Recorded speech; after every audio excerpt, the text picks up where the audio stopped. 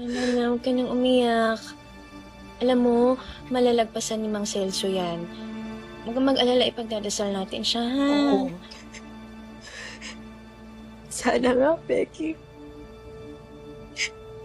Si Lolo at Lola na lang meron ako. Hindi ko alam kung ano mangyayari sa akin kung mawawala siya. Bubbles, malalampasan yan ng lolo mo. Promise. Kailangan lang nating magtiwala. Kala ko magtatagumpay si Bong sa pinaplano niya.